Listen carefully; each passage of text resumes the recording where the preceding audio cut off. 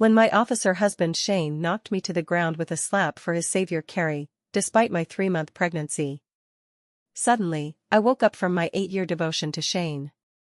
I calmly went to the hospital to terminate the pregnancy, severing the last tie with Shane. A year later, Shane finally remembered me, his so-called pregnant wife.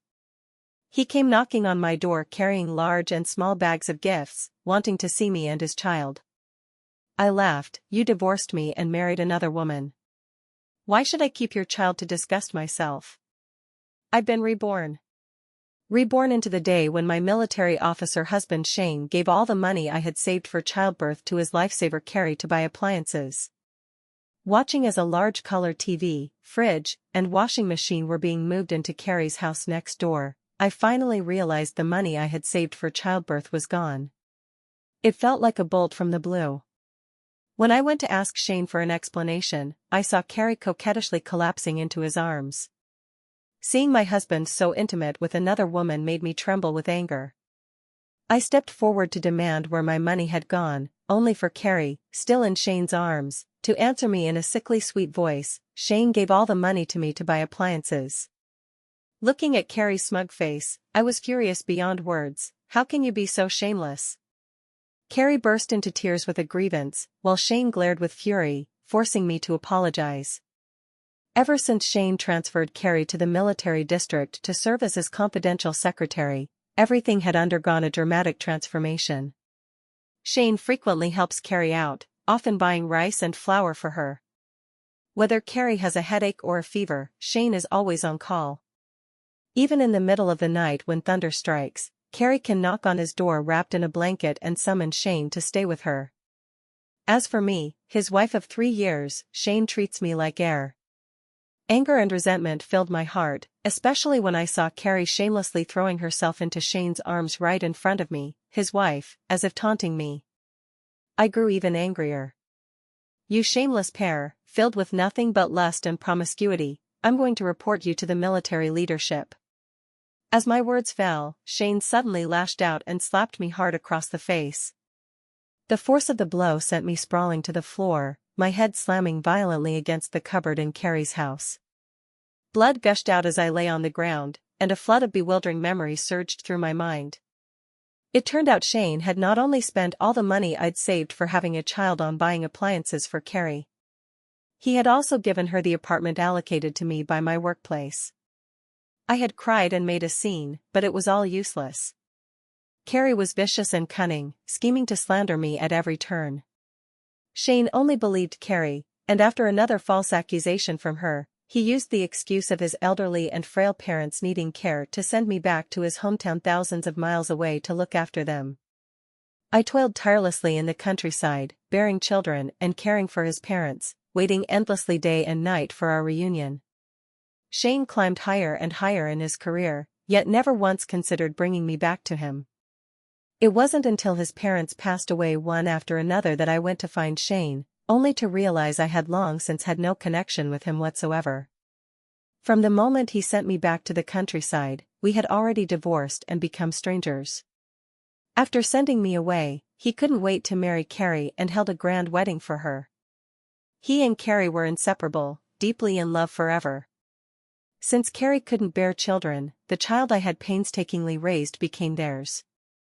Seeing my aged and haggard self show up at their door, Shane avoided me, but Carrie came to see me with my biological son. Dripping with jewels, Carrie tossed a wad of money at me as if I were trash. Nora, all these years Shane only used you as a free nanny. I am his rightful and legal wife, so get the hell out of here. Even my own flesh and blood, my son, said, Mom, look at what you've become. You're no longer worthy of Dad. Take the money and leave. I'll send you money every month for your retirement, but on one condition, never show your face in front of our family again. My life turned out to be a joke. The man I deeply loved treated me as a free maid, and even my own son despised me. Overwhelmed with rage, I spat blood and died of sheer fury. Scenes from my past and present alternated in my mind as I lay on the ground, my gaze fixed straight on Shane and Carrie. Perhaps the hatred and rage burning in my eyes were too intense, for Shane, who had been busy comforting the sobbing Carrie, finally spared a glance at me, lying there bleeding on the ground. Upon seeing my swollen, badly bruised face and the blood streaming from my forehead, Shane froze. It finally dawned on him that I was a pregnant woman. Shane released the weeping Carrie and moved to help me up. Overwhelmed by hatred, I mustered all my strength to slap away his outstretched hand. "Get lost." Instead of leaving, Shane lifted me from the ground. "You're bleeding. Let me take you to the hospital." "Did you hear me? Get out of here. If it weren't for your nonsense, I wouldn't have lashed out. I was just too angry earlier, and this is all your fault. Let's go to the hospital first to treat the wound, and we'll talk about apologies later." Ignoring my struggles, he forcibly held me in his arms, preparing to take me to the hospital. At that moment, Carrie suddenly collapsed softly onto the ground. Seeing Carrie faint, Shane immediately let go of me and rushed to her. "Carrie! Carrie, what's wrong with you? Wake up. Don't you know Carrie has a heart condition and can't handle stress? This is all your fault." Losing his composure, he shouted at me before raising his voice to call for a guard. "Leo! Leo, drive to the hospital right now." Shane rushed out anxiously holding Carrie in his arms, and his guard Leo, hearing the commotion, immediately drove the car over. Shane got into the car with Carrie and immediately ordered the guard to drive, completely forgetting about me, who was bleeding from the forehead. The car roared away as I wiped the blood dripping from my forehead again, staggering back to my home next door. After bandaging my bleeding forehead in front of the mirror, I quietly began to recall my past life. In the previous life, after Shane hit me, he also ignored my bleeding and only cared about Carrie, who was pretending to faint. Furious and resentful, I followed them to the hospital and caused a scene. The consequence of doing so was that Carrie had a heart attack and ended up hospitalized for half a month. As for me, Shane placed me under house arrest. Because I was pregnant, he didn't confine me to a locked room, but he assigned guards to watch me 24 hours a day. That guard named Leo was from the same hometown as Carrie and always took her side. He was deceitful and disrespectful, treating me harshly, giving me only one meal a day, 2 rock-hard steamed buns and cold water. By the time Carrie was discharged from the hospital, I was so famished that my face had hollowed out, and I was all skin and bones. Leo said I had refused to eat or drink in protest, and Shane believed it. When he saw me, instead of offering any comfort, he just scolded me harshly, accusing me of being unrepentant and telling me to hurry up and die if that was my intention. He even warned me that a troublemaking shrew like me didn't deserve to be his wife and that he'd divorce me if I kept causing trouble. I loved Shane so much that hearing him mention divorce scared me senseless. To keep Shane from leaving me, I never dared to make a fuss again. But my forbearance changed nothing. Carrie kept provoking me every other day, flaunting how much Shane cared for and adored her. Listening to her goading made me furious, and inevitably, I ended up fighting with Carrie again. Carrie framed me once more. She deliberately threw herself down the stairs but accused me of pushing her. Back in the hospital, this time she claimed that the fall had damaged her uterus, making her permanently infertile.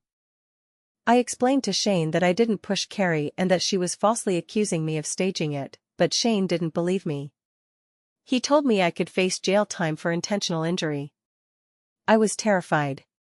Later, Shane came to me and said he had pulled some strings so I wouldn't have to go to jail.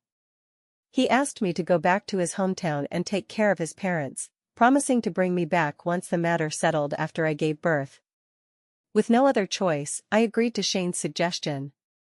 On the day I left, he made me sign an apology agreement. Trusting Shane, I signed the so-called apology letter and was sent off to the countryside. That departure lasted over 30 years.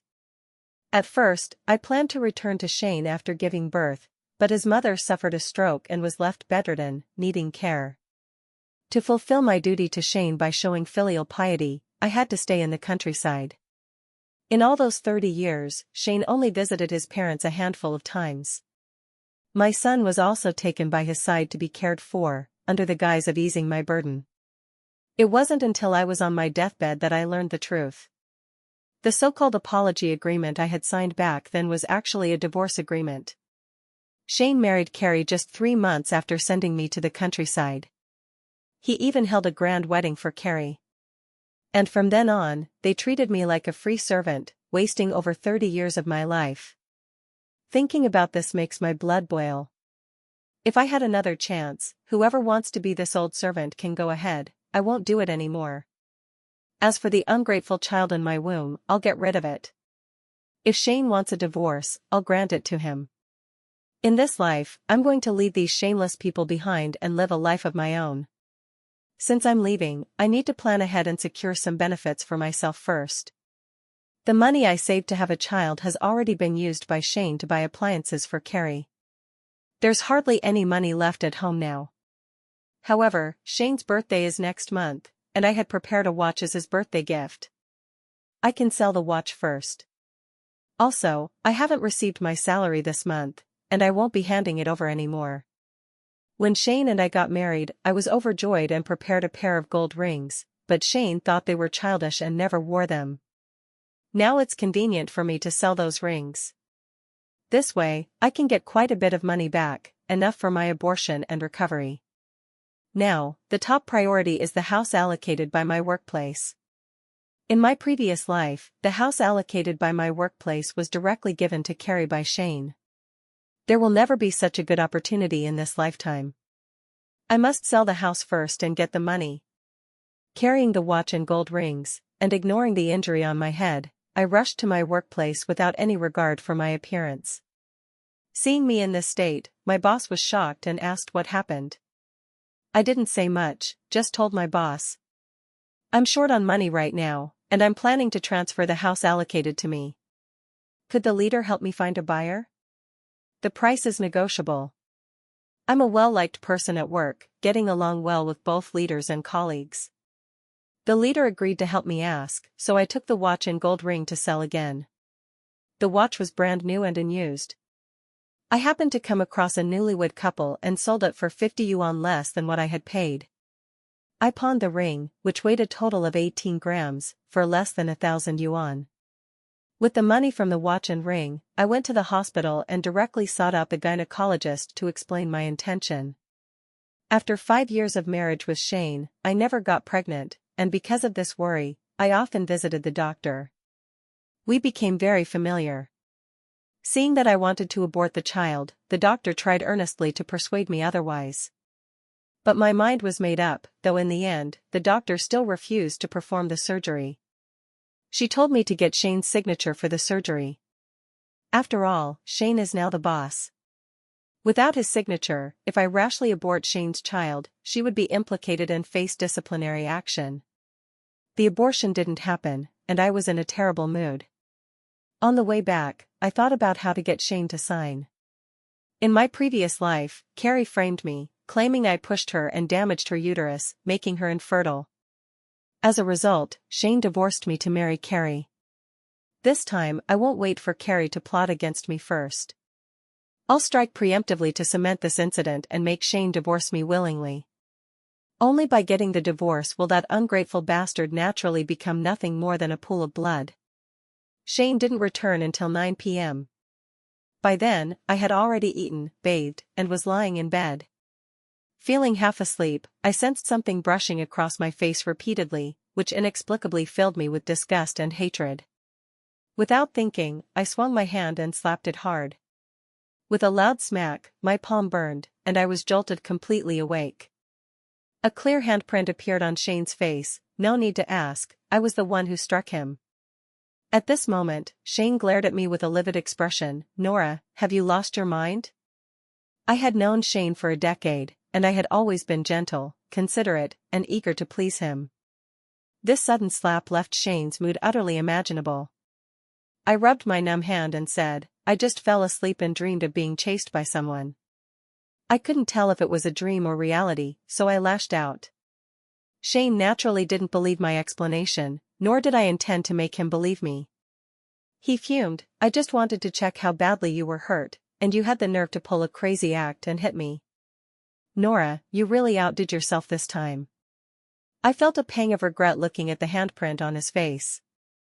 I truly wasn't pretending to be crazy or foolish. Had I known it was him touching my face, I would have slapped him a few more times. Seeing my silence, Shane's face grew even more angry. You actually went to sleep without waiting for me? And didn't make dinner either. I thought you weren't coming back. As for dinner, didn't you eat with Carrie? Don't you two usually have dinner together? A look of embarrassment flashed across Shane's face. I shouldn't have hit you today. I was just so angry in the heat of the moment. To be honest, you really crossed a line today. You knew I was just helping Carrie out of gratitude, and you knew she has a heart condition, yet you still said those things about her? He was clearly still trying to hold me accountable. I stared coldly at Shane's handsome face. Before I woke up to the truth, before I knew the unspeakable things he would do to me, I couldn't get enough of that handsome face of his. Now that I know what's coming, I find his face utterly repulsive no matter how I look at it. Seeing my silence, Shane softened his tone. Carrie has been wronged because of you. You should apologize to her tomorrow, and let's just leave this matter behind us. And if I refuse to apologize? If you're wrong, you admit it, isn't that common sense? I want to know what I did wrong. If you took the money I saved without asking, don't I have the right to get it back? Let's say I borrowed the money from you, okay? Borrowing requires repayment. You should return everything you've previously taken from me as well. After being repeatedly called out by me, Shane's expression turned extremely awkward. His salary was already stretched thin between supporting his parents and Carrie, which was why he had resorted to taking my money in the first place. Shane reached out to hold my hand, trying to pacify me.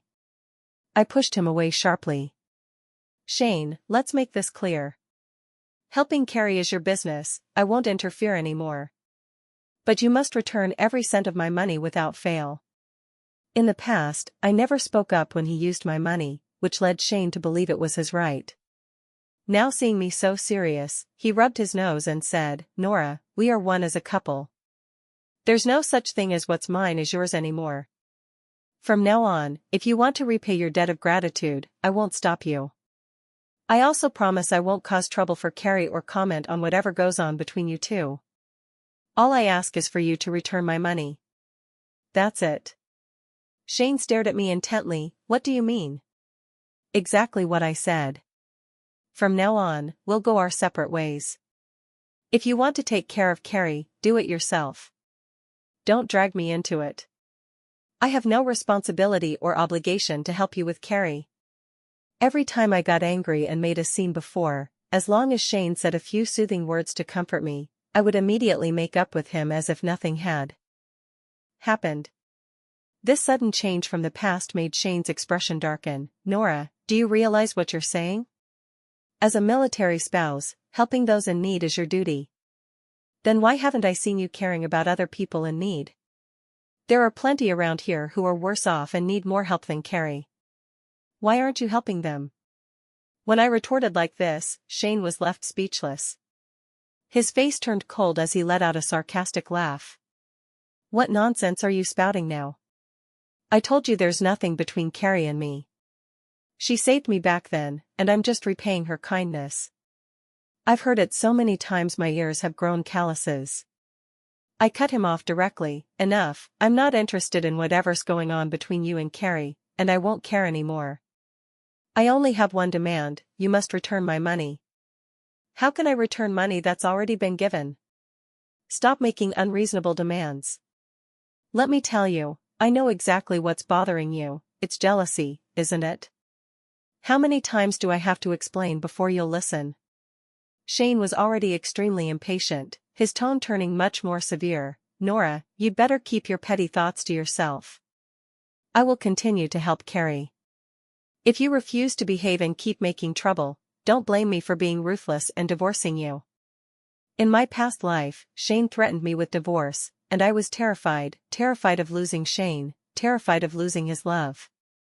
In this life, now that I know Shane's love has never been mine and will only ever belong to Carrie, what is there left to hesitate about?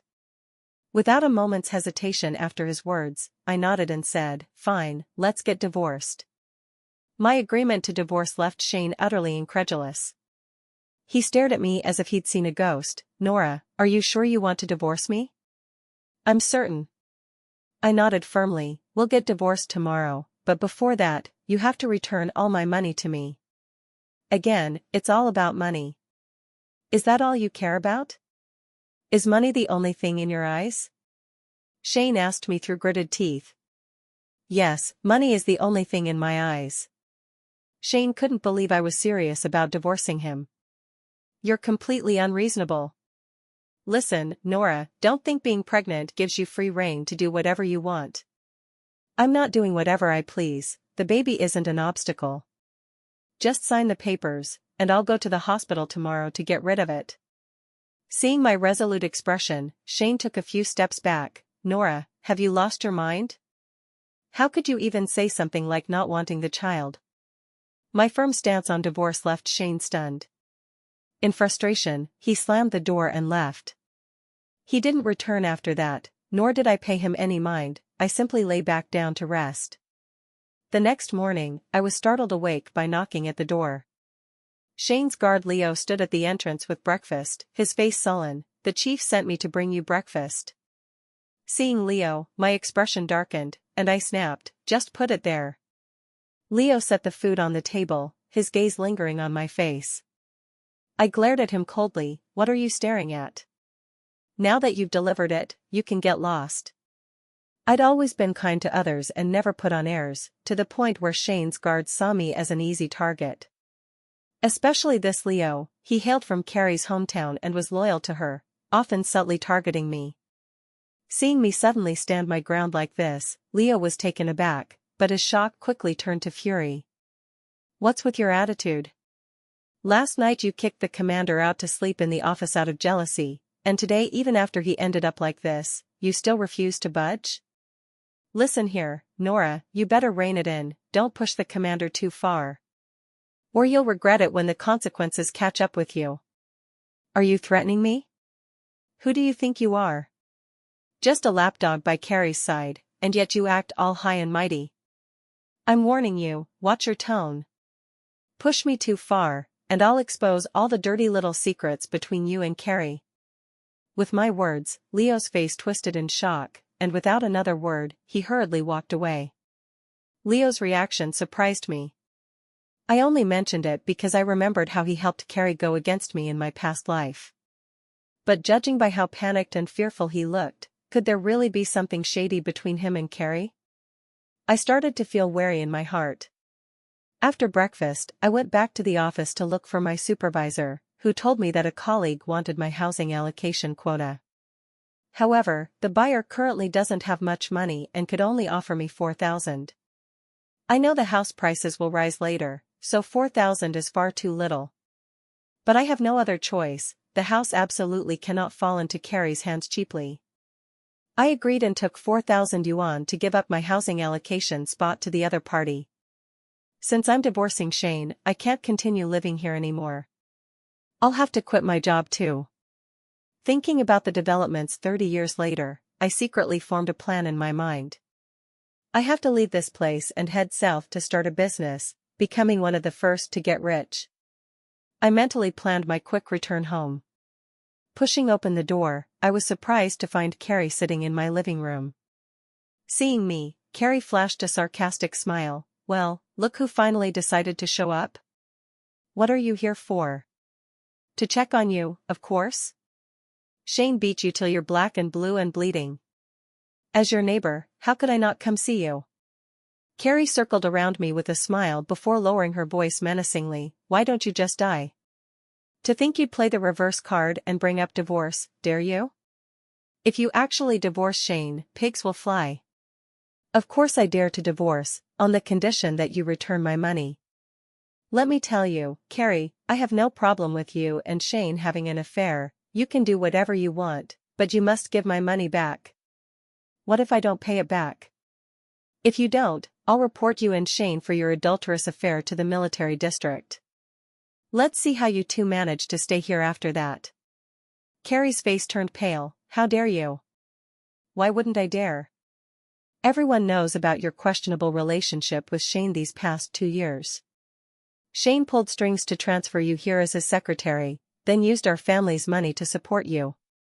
You used my money to buy appliances, clothes, jewelry, and lived lavishly. The neighbors have seen it all. An investigation would expose the filth between you and Shane. Shane was just helping me. Are you disabled? Dying? Do you have no hands or feet? I sneered. There are plenty of people around who need help more than you. Why does Shane only help you? You two, a man and woman sneaking around, engaging in illicit affairs, the masses see clearly. Everyone knows what's going on. Carrie began to panic. What do you want? Do you have any idea this will ruin Shane? Yes, and what's that to me? I glared coldly at Carrie. You have 3 days. Return my money immediately, or you and Shane will face nothing but disgrace. Carrie left in a sorry state, throwing down harsh words as she went, telling me to wait. And I am waiting, eagerly, with boiling blood. If I don't provoke her, how would she act sooner? I'm waiting for Carrie's dirty tricks. This time, let's see who dies faster. The next 2 days passed quietly. Shane stayed at the military barracks and never came back. I knew he was waiting for me to go apologize and make up. As if. I had no time for him, I was busy handling my own affairs. Since we were going our separate ways with Shane, I wasn't about to let Shane and Carrie off easy. I sold anything I had bought for the house that could fetch a price. The things that couldn't be sold, I gave away. I gifted the sweater I had knitted for Shane and his new clothes to the captain's wife. She was so grateful she pulled me aside for a chat. Jenny asked, "Your Shane hasn't come home these past few days?" I nodded. Jenny looked at me sympathetically. "Nora, you're a good person, and good people often get taken advantage of. There are some things I didn't want to say, but I just couldn't bear to see you being treated like this. That Carrie is no good, you've got to be careful around her." I know, and I don't care anymore. Let them do whatever they want, it has nothing to do with me. But you're pregnant, you have to think about yourself for the sake of the baby. And sometimes, no matter how much you endure or compromise, people still won't leave you alone. Jenny's words hit the nail on the head. In my past life, didn't I keep tolerating and compromising, only to end up being plotted against by them? I nodded. Jenny, thank you for the warning. I'll be careful. Even a rabbit will bite when cornered, let alone a person. If they push me too far, they won't get off easy. Seeing that I took her words to heart, Jenny lowered her voice. Also, watch out for that Leo around Shane. His relationship with Carrie isn't right. As soon as I heard this, I pressed further. What do you mean, not normal? Jenny, I won't hide it from you, that Leo is no good. He's been taking advantage of my kindness to help Carrie bully me. Hearing this, Jenny's expression grew more serious, and she lowered her voice. That Leo and Carrie are having an affair. I saw it with my own eyes. Jenny's words sent a jolt through me, and I immediately thought back to the day I had threatened to expose Leo and Carrie's shady dealings, how his face had turned pale with fear, like a startled bird. So, was there really something illicit going on between Leo and Carrie? But didn't Carrie like Shane? Why would she get involved with Leo? I immediately asked Jenny, how could Carrie be interested in Leo, the security guard? I thought she was always trying to hit on Shane. I don't know about that, but I'm not lying. When Carrie first came here, I saw Leo coming out of her house in the middle of the night. Not just once, but several times. At the time, I thought they were dating, until later I realized Carrie seemed to have her eyes on your Shane. Jenny stopped there and didn't say more. But I fell into deep thought. In my past life, Leo had always shielded Carrie, constantly helping her distort right and wrong to bully me. A big reason why Shane didn't believe me was because Leo was aiding and abetting behind the scenes. In my past life, I never understood why Leo insisted on twisting the truth. I always thought I treated him well, but hearing Jenny say this now, it all makes sense. So Leo was also one of Carrie's admirers, huh? Charging into battle for the woman he loves. That explains why Leo was helping Carrie target me. Jenny's words had put me on guard, so I paid extra attention to Leo and Carrie. And sure enough, I caught something suspicious. Leo was sneaking over to Carrie's place at night. I can't say for sure if they were having an affair, but a man and a woman alone together late at night? Nothing good ever comes of that. Thinking back to the helplessness and misery I felt when they schemed against me in my past life, a surge of hatred arose within me. I was going to make these scoundrels pay. I took a basin and a stick from the house, then stationed myself outside Carrie's door, banging loudly while shouting, "Thief! Catch the thief!" In the dead of night, the noise from my banging was so loud that soon the neighbors woke up and rushed over to see what was happening. I urgently pointed at Carrie's house and said, "I saw a suspicious person sneaking into Carrie's house when I went to the bathroom at night. It must be a thief. We can't let them escape." No one doubted my words, especially Jenny, who immediately instructed Captain to take people to block the windows at the back. The rest of us stayed crouched by the front door, stirring up a commotion. After a while of noise, the door finally opened. Carrie and Leo appeared before the crowd. I deliberately raised my voice. "Oh, it's Leo? What are you doing at Carrie's place in the middle of the night?" I had something to discuss with Carrie." Leo stammered in reply. "Something to discuss? What couldn't be said during the day that you had to come at 2 a.m.? Yeah, what kind of discussion happens this late at night? Unless you two." Jenny raised her voice, and Carrie immediately denied, "We have no relationship whatsoever. Leo was just concerned about my health and came to check on me." Who would believe such nonsense? Everyone saw through it. Someone deliberately remarked, "Could it be that Carrie and Leo are dating?" "There's nothing wrong with dating, why the secrecy?" "No. We're not dating." Carrie glared at me with venomous eyes, persistently denying any relationship with Leo. Leo also refused to admit it, insisting repeatedly that he had simply come to check on Carrie out of concern for her illness. The commotion only settled when Shane arrived and dispersed the noisy crowd. The onlookers scattered at Shane's command, and I lost interest in the spectacle, ready to leave. Seeing her backer arrive, Carrie immediately burst into tears. "Shane, Leo, and I are completely innocent. He only came to bring me medicine out of concern. I never expected Nora to slander us like this." With Carrie weeping, Leo followed suit, playing the victim. Shane scowled and rebuked me. "All you do is stir up trouble. Why can't you focus on something productive? Don't you know your actions could drive someone to their death?" I sneered. "I just saw someone sneaking into Carrie's house in the dead of night and got worried, so I called for help. Is that wrong? Besides, with so many guards around, why is it that no one else sneaks into Carrie's house at night, except for Leo?" My words made both Leo and Carrie pale, and Shane also showed a suspicious expression. He's no fool, otherwise, he wouldn't have risen to such a high position. Seeing Shane glance their way, Carrie immediately collapsed to the ground, feigning unconsciousness. She was then rushed to the hospital. I turned away with a cold laugh and headed back inside. Earlier, I had seen clearly, the venomous look Carrie shot me was undeniable proof of her hatred. With the nature of her and Leo's relationship now exposed in such a spectacle, Carrie knew full well that I was aware of their dirty secret. If she wanted to keep her affair with Leo under wraps, Carrie had no choice but to find a way to cover it up. To eliminate me as the biggest threat, I was certain she would act soon. And I'm counting on her to make a move. After all, wouldn't it be more fun to lure the enemy into a trap? I got up in the morning to go to work, and everyone I encountered along the way was gossiping about Carrie and Leo. People had all sorts of opinions. I arrived at work in a cheerful mood and stayed in high spirits all day.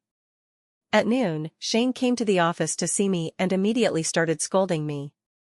"It's all cleared up about what happened last night. Leo was just checking on Carrie because he was worried she might have an episode. There's nothing going on between them." I scoffed. "What they do or don't have going on isn't my business, and there's no need for you to come here just to tell me that, is there? Of course, that's not the only reason I came. Nora, you've been acting really out of line lately. Just to target Carrie, you tried to smear her and Leo by implying they had an improper relationship. Have you ever considered how much damage that could do to a woman's reputation?" I laughed in frustration. When did I ever smear them? All I did was see someone sneaking into Carrie's house and assumed it was a burglar. If Leo was really just worried about Carrie dropping by, couldn't he just knock on the door openly? Why skulk around like a thief? It's true love indeed. Shane is still defending Carrie. Leo didn't want to disturb the neighbors by knocking. But you, what are you trying to do, staying up late just to watch Carrie? I'm warning you, we haven't settled the score from last time yet. Don't go causing more trouble. You're so ridiculous. I've made it clear I only shouted because I thought it was a thief. Are you just not getting it, or are you picking a fight on purpose? Shane slammed the table angrily. What's your attitude? Carrie ended up in the hospital because of this stunt you pulled, and you don't even realize your mistake? I'm not wrong. If I must admit to any mistake, it's marrying you in the first place. You wanted a divorce, didn't you? I'll give it to you. We'll do it right now. Find whoever you want to live with, but before we divorce, you must return my money. Shane still thought I was the submissive Nora who revolved around him, daring to glare at me like that. I wasn't about to indulge him. Want to make a scene? Fine, let's see who ends up embarrassed. I raised my voice to a shout while starting to wipe away tears. I worked hard for years to save money for having a baby, and you gave it all to Carrie to buy household appliances. And last time, you took my salary without even telling me to buy clothes for Carrie. And the time before that, you used my salary to buy cosmetics for Carrie. My voice rose to its loudest. Shane's face turned pale with anger as he tried to cover my mouth. I bit his hand hard. He didn't expect me to bite him, and in pain, he let go and pushed me away. I immediately lay down and started making a scene. Didn't Shane always say I was an unreasonable shrew? Today, I'll show him what a real unreasonable shrew looks like. As I lay on the floor making a noisy scene, I spilled all of Shane's disgraceful deeds. Shane couldn't stay, he had his pride too. Pale-faced, he left in embarrassment. Our co-workers and managers, who had been eavesdropping for a while, felt nothing but sympathy for me. Several married female colleagues came to console me, subtly probing for details about Shane and Carrie. In my past life, I cared too much about appearances. When wronged, I would swallow my grievances and bear it silently, believing that family shame shouldn't be aired in public, nor did I want people to look down on me. I have no intention of living my life with Shane anymore, so why should I cover up his shame? I spilled everything about Carrie and Shane like beans from a bamboo tube. I know very soon their affair will spread far and wide. With so much gossip swirling around, I'm curious to see if Carrie will actually make a scene over it. After work in the evening, Shane was actually at home for once, which was rare. His hand, which I had bitten, was bandaged, and he sat gloomily on a chair in the living room. I acted as if I didn't see him and walked right past him into the bedroom. Shane had never been given the cold shoulder like this before. Every time we fought, I would shamelessly try to make amends within 2 hours. It didn't matter whose fault it was, I always caved first. But now, I'd been in a cold war with him for days, and today I even bit him without the slightest intention of backing down. After sitting outside for a while, Shane finally couldn't take it anymore. He pushed open the bedroom door and asked, "What's for dinner?" "Eat whatever you want." "Why ask me?" My tone was icy. "What kind of attitude is that? Nora, I haven't even settled the score with you for biting me, and you dare to give me that look? Then how about you explain injuring me?" I shot back. Shane was left speechless. After a brief silence at the sight of the wound on my forehead, he said, "I didn't do it on purpose. I already apologized." I scoffed and turned away. He stood at the door for a moment before patiently stepping inside. "Let me take you out to eat." "What would you like?" "Eat? You'd better focus on paying back the money you owe me first." I held out my hand. The veins on Shane's forehead bulged. He wanted to rage but, for some reason, suppressed his anger. "Nora, I know you're upset about me helping Carrie. I didn't consider your feelings before, that was my fault. I promise it won't happen again." I stared at Shane as if seeing him for the first time. What do you mean? I've cleared things up with Carrie. From now on, don't come to me for her matters, just contact the security guards. She saved me before, but I helped her find a job and did so much for her, so we're even. I won't get involved in her affairs anymore. Let's just focus on living our lives well. His words sounded reasonable enough, but who could tell if they were genuine? At least I didn't believe him. Shane pulled me up. Let's go out for dinner. I know you need money, from now on, I'll give you all my salary. I had no idea what he was planning. A Shane this gentle and considerate was someone I'd never seen in this life or the last. Shane dragged me out the door for dinner. On the way, we ran into Carrie, her eyes red and puffy. When she saw Shane and me, she staggered with every step, looking pitiful like she might collapse at the slightest breeze. Unlike before, Shane didn't fuss over Carrie. Instead, he pretended not to see her and walked straight past with me. Not far ahead, I heard Carrie's cry behind me. She seemed to have fallen. Listening to Carrie's painful cries, I silently counted in my heart. 1, 2, 3. When I finished counting to 3, Shane turned his head. He rushed towards Carrie without hesitation, just like before. I heaved a sigh of relief and laughed. A dog can't stop eating shit, that saying couldn't be more accurate. I had no intention of eating dinner and went home alone. Shane didn't return until late at night. He tried to push open our bedroom door, but I had locked it from the inside. Unable to enter, Shane went to the guest room. In the morning, I got up, and Shane was already awake. He had bought breakfast and smiled at me as if nothing had happened. I got you the fried dough sticks and soy milk you like, he said. Without any expression, I sat down and began eating breakfast.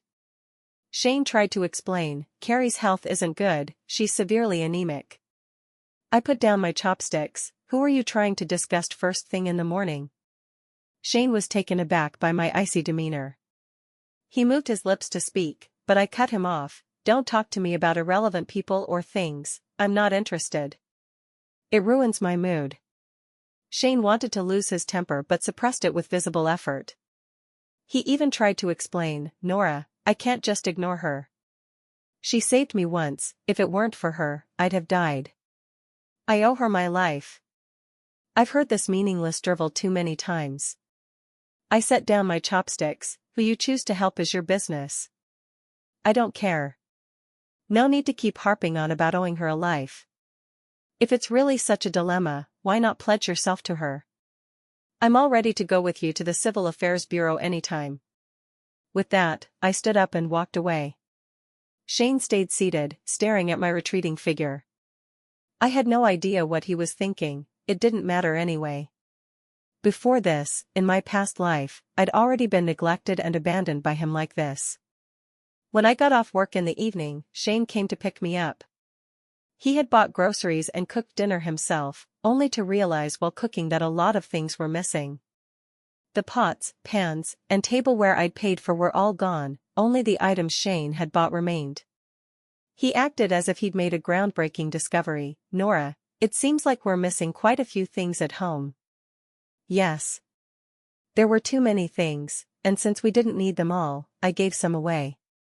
Is that so? He didn't quite believe me, especially since the items I had given away were either brand new or nearly new. How could they be unnecessary? During the meal, none of us spoke. Apart from the sound of bowls and chopsticks clinking, I kept my head down the entire time without saying a word. Shane kept looking at me. I could feel his gaze, but I didn't respond. Finally, he couldn't help but ask first, Nora, why aren't you wearing your wedding ring? I leisurely finished half a bowl of soup before answering, sold the wedding ring. Why did you sell it? Shane asked in surprise. Why? Why didn't he know? With a half smile, I said, because I'm broke? I have no money on me, and yet I need it. No one would give me money out of kindness, so penniless as I am, I had no choice but to sell my wedding ring. My words left Shane silent. He knew how precious our wedding rings were to me. Since getting married, I had always reminded him to wear his ring. He always refused, claiming it was inconvenient. Throughout it all, I was the only one foolishly wearing the ring I had prepared myself, a pitiful one-sided gesture/span. I pushed my bowl and chopsticks away and stood up to head back to my room. Before I could take more than a few steps, Shane's voice came from behind me, "When I get my paycheck, I'll buy you a new ring." I scoffed without turning around. He continued, "Carrie's physical condition is too frail for military service. I've talked to her, and we've decided to send her back to her hometown for work. That way, she'll be closer to her family, making it easier to take care of her." Shane's words made me turn around. "She agreed?" Shane nodded. "She did. Carrie is a reasonable person. She also feels she's been too much of a burden and said she'd find a chance to apologize to you, to clear things up properly." Hearing this, I smiled ambiguously. Shane went on, "Nora, my feelings for Carrie are purely gratitude. I've never had any romantic interest in her. If my earlier actions toward her caused you to misunderstand, I'm truly sorry. I promise nothing like this will happen again." I just looked at Shane with a slight smile at the corner of my mouth. Shane became somewhat irritated under my gaze. "Nora, she has already agreed to leave this place. She's busy with handing over her work these days, but she said she'll find time to explain things to you. I hope you can talk to her calmly. Carrie actually wanted to meet and talk with me in detail. This is great news. I've been waiting for this day for such a long, long time." I curled my lips into a smile. "Good, tell Carrie that I'll be ready to receive her anytime, anywhere." Carrie came to see me 3 days later. I had already been eagerly waiting to meet with her. Carrie still looked as frail as ever, as if a gust of wind could blow her over. But the moment she closed the door and confirmed that only she and I were in the room, she immediately transformed into a different person. She glared at me fiercely. "Nora, you wretched woman, aren't you thrilled to finally be able to drive me away?" "Of course. Watching you slink away like a stray dog with its tail between its legs gives me immense pleasure." As soon as the words left my mouth, Carrie's face turned ashen. "You schemed against me, playing hard to get by threatening divorce to force Shane to send me away. You shameless bitch. I underestimated you." "You've underestimated more than just that. There's plenty you don't know about me. Should I spell it all out for you?" I looked at her with a smile. "I know about your affair with Leo. I know you set your sights on Shane and tried to seduce him. I know you plotted against me, and I bet you came here today with plenty of tricks up your sleeve, didn't you?" How did you find out?" Carrie was startled by my bluntness, her arrogance vanishing instantly as she stammered in shock. "How I found out is none of your business. Now, let me guess what you're planning to do next. You're going to fake a fall and accuse me, while Leo is already waiting outside, ready to rush in when you scream and testify that I hurt you." I stepped closer, grinning at the pale-faced Carrie. "So go ahead, fall down, and scream for help. I'm waiting for your performance." Carrie froze in fear, staring at me in terror. I grabbed her hair and slammed her head into the nearby table. As Carrie opened her mouth to scream, a rag was swiftly and forcefully shoved into it. Without hesitation, I picked up the brick I had prepared earlier and struck her stomach repeatedly. In her previous life, didn't she falsely accuse me of pushing her, causing her to lose her uterus and become infertile? Well, in this lifetime, I'll grant her wish and let her have what she wanted. I continued my relentless assault, pounding Carrie's abdomen with brutal force. I watched as her face twisted in agony and darkened, as blood began to pool beneath her. Only when she fell into genuine unconsciousness did I finally release Carrie. Then, raising my voice, I shouted, "Someone, come quick. There's been an accident." Leo was the first to burst in. Without even looking, he immediately started screaming. "Deliberate harm. How could you hurt Carrie like this? You are so malicious." I smiled at Leo. "Stop dawdling, hurry and take her to the hospital, or she might really not wake up. After all, she's had a miscarriage with heavy bleeding, and losing the child might cost her her uterus." How do you know?" Leo was stunned. "How I know is none of your business. Just listen to me and take her to the hospital, or it will be too late." I assume you don't want others to know you're the father of the child in her belly, right? Leo, pale and trembling, picked up the bleeding Carrie and rushed to the hospital, and I followed along.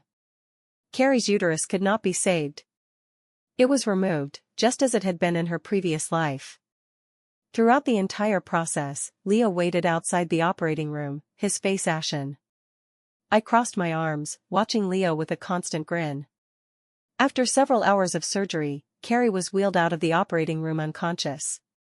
With a bright smile, I asked Leo, "Aren't you going to inform your commander?" Given Carrie's current condition, your commander must be frantic with worry. How about I watch over Carrie for you while you personally go and notify Shane? Leo didn't dare inform Shane. He fell to his knees with a thud in front of me. I looked at him coldly and said, "Now you're scared? Weren't you having fun with Carrie without a care? Now you even thought of framing me to turn the tables, dream on." Leo kept kowtowing until his forehead was bruised and bleeding. I watched this despicable, shameless creature with icy contempt. Only when his head was covered in blood did I slowly call a stop. "Hold on. What do you plan to do about this?" "I will make Carrie leave here. I promise to extinguish her thoughts so she never disturbs you and the chief again." "Oh?" I laughed a few times. "No. How can you leave? Carrie cannot go. Please, I beg you." Leo was about to kowtow again, but I waved to stop him. "I have a way to make your wish come true." When I got home, Shane was still cooking in the kitchen. Over the past 3 days, it was as if he had become a different person, making dinner every day.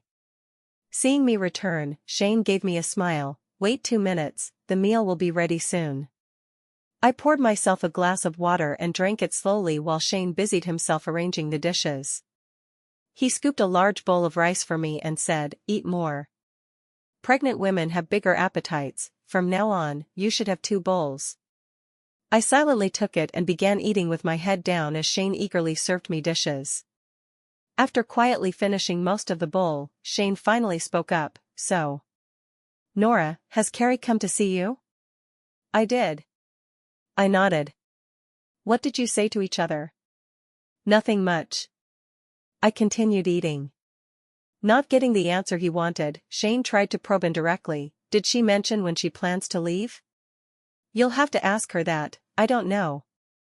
As soon as I said this, Shane's expression froze. I kept eating with my head down, knowing full well that Shane must have looked for Carrie but couldn't find her. Since he couldn't find her, he naturally had no idea what Carrie had said to me. That's why he was worried and trying to fish for information from me. Honestly, his concern for Carrie was genuine. What a shame. I sighed inwardly when suddenly the sound of a car came from outside, and Leo rushed in. "Chief, something's happened. Carrie is in trouble." Shane shot to his feet, and I also put down my chopsticks to look at him. Shane didn't meet my gaze, his eyes were fixed on Leo, taking in the wound on Leo's forehead. His expression was utterly grim. "What happened?" Leo avoided looking at me and lowered his head, pretending to wipe away tears.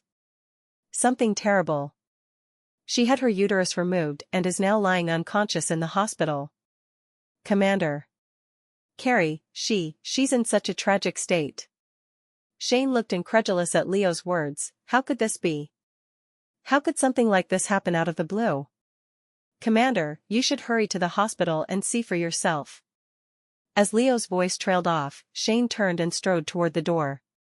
Just as he reached the exit, I coughed deliberately. Hearing me, he stopped in his tracks. "Nora, I'm going to the hospital to check on Carrie. I'll be back soon." I stared at Shane and spoke slowly, emphasizing each word. "Shane, are you sure about this?" "Nora, this is not the time for emotional decisions. Carrie is unconscious after an accident. I have to see her and find out what happened." Since Shane had made up his mind, it was beyond my control. I nodded and stopped trying to dissuade him. Shane left and never came back. Calmly, I washed up and rested.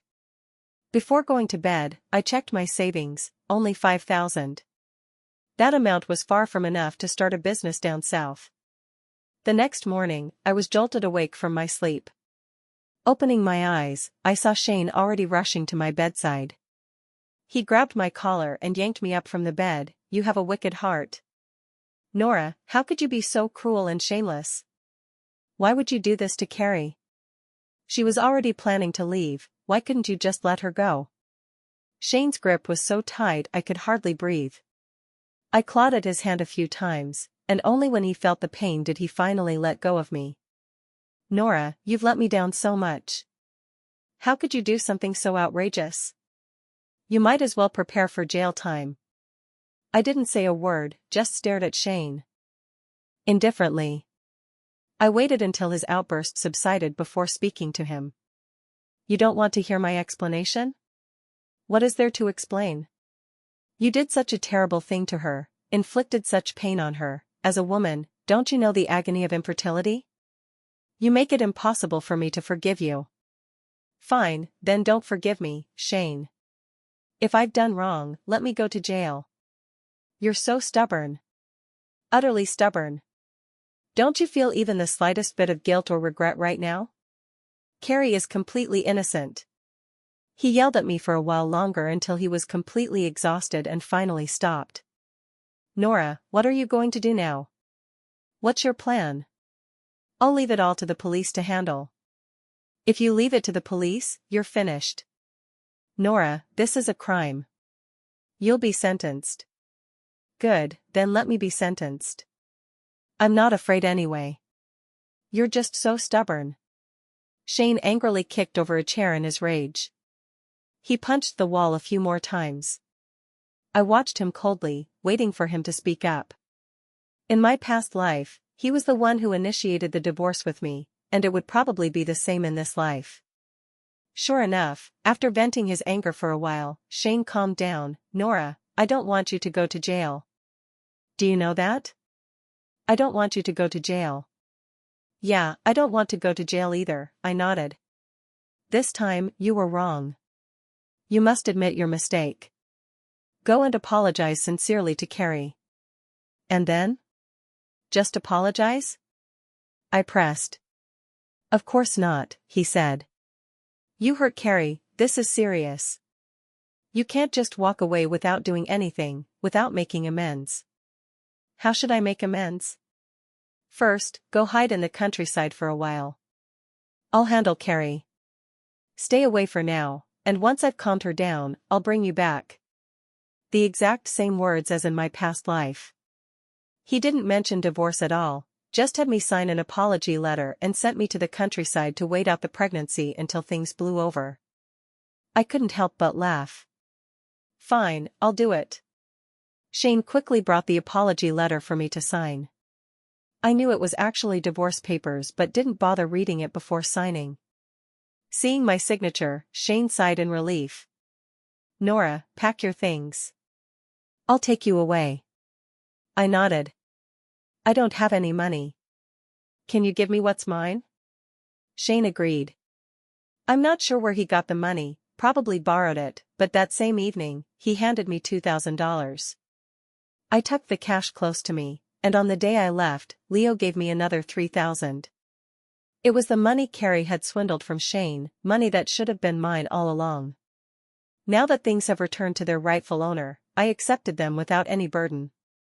On the day of departure, Shane was supposed to personally see me off, but something came up last minute and he stood me up again. That's just as well, I had no intention of returning to his hometown to slave away. Since the divorce was already finalized, the matter of the abortion became much simpler.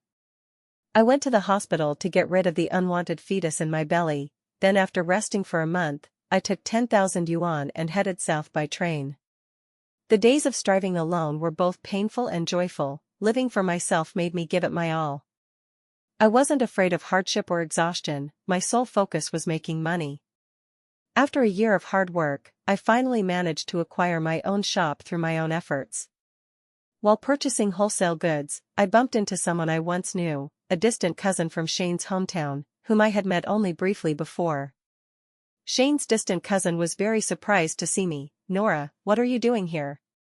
Don't you know Shane has been looking for you for a long time?"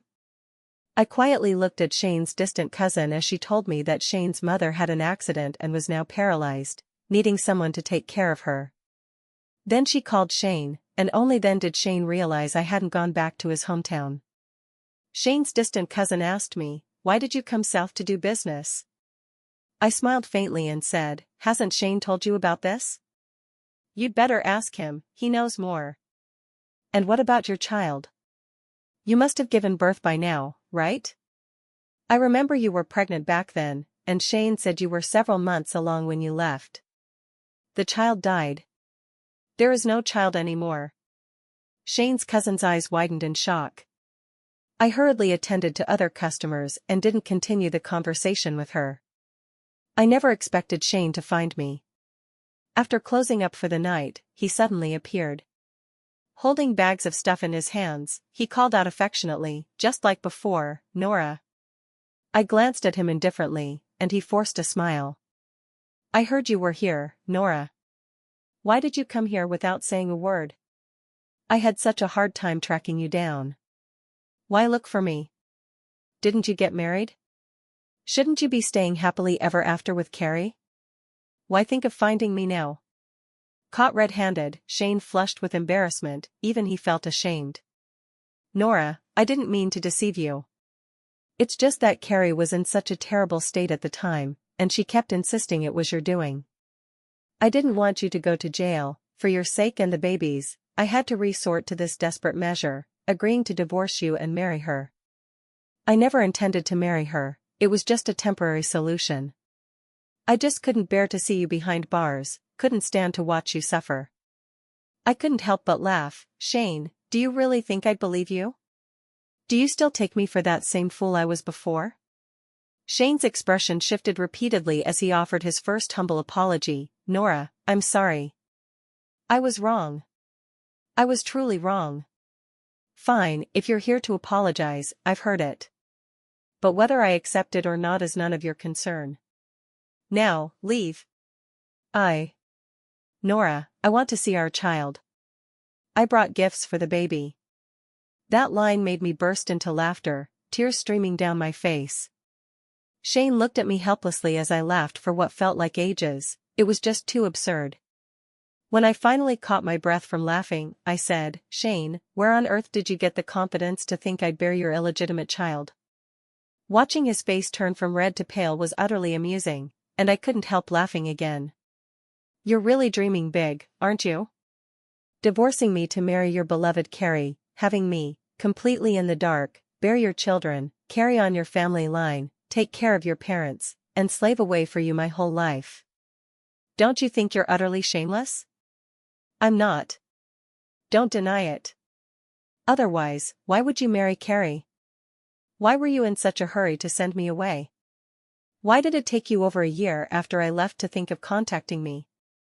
If you had even a shred of conscience, you wouldn't have abandoned me when I was pregnant." Let me guess why you're here. Looking at you now, things must not be going well. After all, Shane never leaves home without his bodyguards. Where's your loyal guard, Leo?" Shane was speechless, and I continued with a laugh. "You picked up Leo's cast-offs and treated them like treasure, now karma's come knocking, hasn't it? Do you know why you ended up like this? Because I reported you. When I left a letter for your competitor." "It's you?" "It was actually you who reported me. Why?" He actually had the nerve to ask me why. "Shane, did you think I was clueless and left after being deceived by you? Wrong, all of this was part of my plan. Now I have nothing left to hide." I want to see the look on Shane's disgusting face when he learns the truth. I know Leo and Carrie are out to get me. I know Leo and Carrie are messing around. I know Carrie saving you back then was fake. It was all a scheme by Leo and Carrie to deceive you, just to get you to arrange a good job for Carrie. They never expected you'd actually fall for Carrie's act. So they changed their plan at the last minute." Shane's expression darkened. I knew he was heartbroken. "I know you've shifted your affection to Carrie. Someone as disgusting and filthy as you, how dare you hold such a high position? So, I sent you a big gift. Knowing Carrie deceived you, knowing your position would be affected, you hurt Carrie and Leo, leaving them disabled, and now you've lost your job too. I took a breath, staring at Shane's pale face. This was all part of the grand gift I planned for you. How do you like my present? Shane's face turned livid with anger at my bluntness, but I just smirked and pressed on. You married a worthless woman no one else wanted and treated her like a treasure, then lost your chance at promotion and wealth because of her. And now you have the audacity to come crawling back to me, thinking I'd still bear your children? Who do you think you are? Do you really believe you're that special? Furious, Shane jumped up to hit me, but I wasn't about to let him. Assault. Harassment. I yelled while delivering a sharp kick to his groin. Shane doubled over in pain, and bystanders rushed over at my cries for help. I accused Shane of harassing me, and soon, concerned citizens dragged him off to the police station. Once the high-flying Shane enjoyed limitless glory, but now that he's down and out, no one indulges him. He was fined, scolded, and detained overnight before being shamefully released. He lost his job, lost everything, and then his mother at home had an accident. Shane still wanted to come to me, hoping I'd continue being his cash cow. He thought I loved him and could be fooled by his sweet talk. But having been reborn in this life, how could I possibly jump into the fire again? Shane never left, lingering around, watching as my business thrived, scheming to win me back. Then, as if heaven could no longer stand it, he was hit by a car on a rainy night, crushing both his legs. Shane became disabled, destined to spend the rest of his life in a wheelchair. It was his retribution. He tried every means to get someone to persuade me to see him. I refused. I'd already witnessed his downfall and felt thoroughly satisfied. There was no need to disgust myself again. From then on, I walked my bright path, while he languished in his miserable life. This was perfect.